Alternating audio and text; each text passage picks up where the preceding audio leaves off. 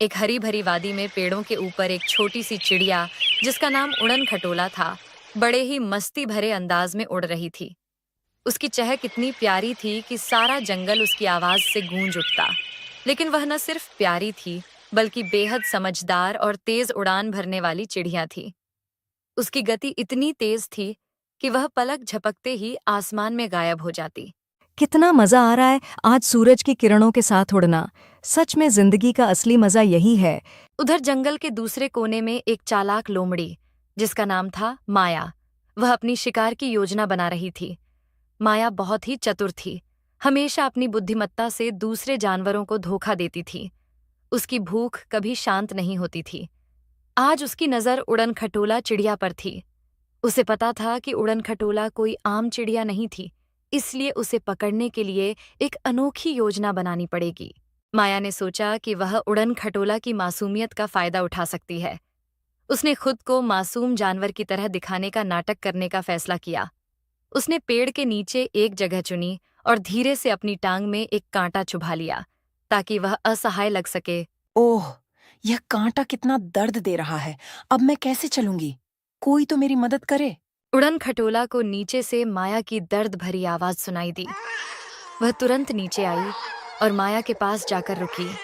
माया, क्या हुआ? तुम ठीक तो हो? क्यों दर्द में कराह रही हो? उड़न खटोला बहन, मेरी टांग में काँटा चुभ गया है। क्या तुम मेरी मदद कर सकती हो? मैं बेचारी अकेली हूँ, कोई भी मेरी मदद नहीं करता।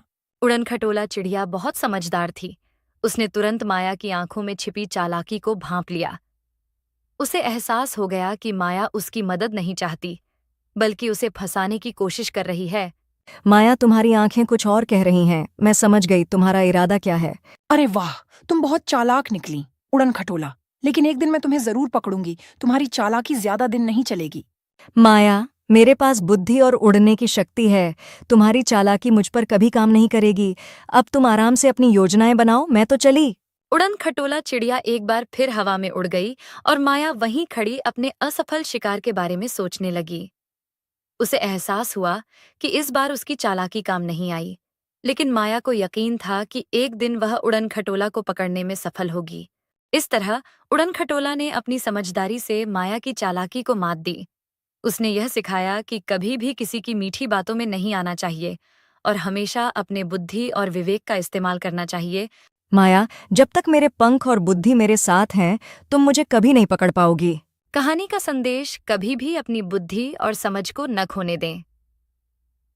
परिस्थितियां चाहे कितनी भी मुश्किल हों, धैर्य और चतुराई से हर स्थिति का सामना किया जा सकता है।